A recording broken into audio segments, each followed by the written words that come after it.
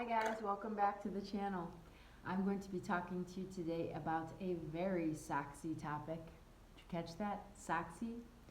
Jokes aside, I will be talking to you today about the socks I used on the Camino de Santiago. I think that's probably the third most researched question when people are looking up gear for the Camino after backpacks and shoes, both of which I have talked to you guys about, although I do have some update videos coming up.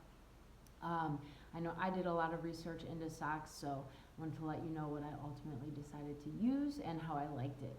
A little bit about my foot care routine on the Camino. Until I developed blisters later into the Camino, I had a very simple foot care routine. I think it would have worked well if I had been able to take more breaks during the Camino, but I used, instead of Vaseline, which I didn't really want to mess with in terms of getting my socks all goopy, I bought a tiny little container, looked like a mini deodorant for your foot, called Foot Glide. It's a purple container. I would just rub that all over my feet and in between my toes, and I felt like that worked pretty well. It wasn't messy at all. And then I did decide to go with the 2-sock routine. The theory is that when you have 2 socks, instead, because when your feet move, that creates friction. Instead of it being friction between the sock and your foot, which can cause blisters, it's friction between the 2 socks.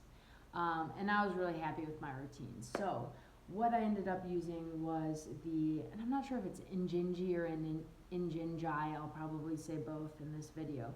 But I used their liner. It's just, it's not wool. They might have a wool liner too. It's just, I think, some polyester material, but very lightweight, very comfortable. The only thing I didn't like about these is that they're high. I don't typically wear high socks, so I would just roll them down usually. But what's special about this sock brand and why hikers especially love them is they have individual toes. The theory again being that if the skin can't rub, you're less likely to get blisters between your toes. I did not get blisters there, and I saw people with some very nasty blisters between their toes. So I highly recommend using this liner. And I actually bought 3 pairs of them with me, and I would highly recommend bringing 3 pairs. They're super lightweight, and the reason I would recommend that is because once I did develop a horrible blister on my pinky toe, I was able to cut one of the pairs to allow me to tape my 3rd and 4th toes together to try to keep them pulled away from the pinky toe. So I would recommend, if you're gonna have 3 pairs of anything, underwear probably, and then the liners. Then too, if you don't end up using the 3rd pair and you find somebody later into your Camino who might need it, you can keep with the giving spirit and give that forward to somebody. So then what I would use on top of those 3 liners was one of 3 pairs of Merino wool low-cut socks.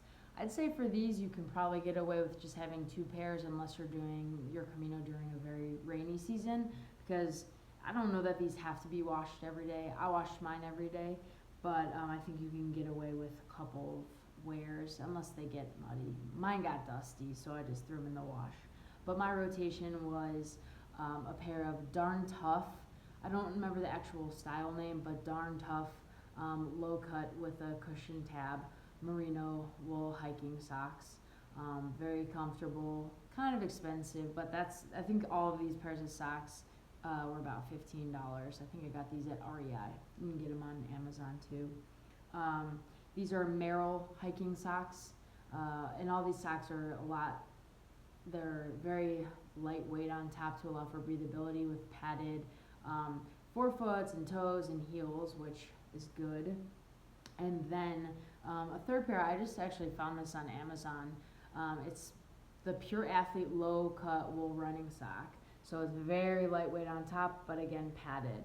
I liked all 3 socks. I maybe wore the Darn Tough ones the most because they had the padded tongue.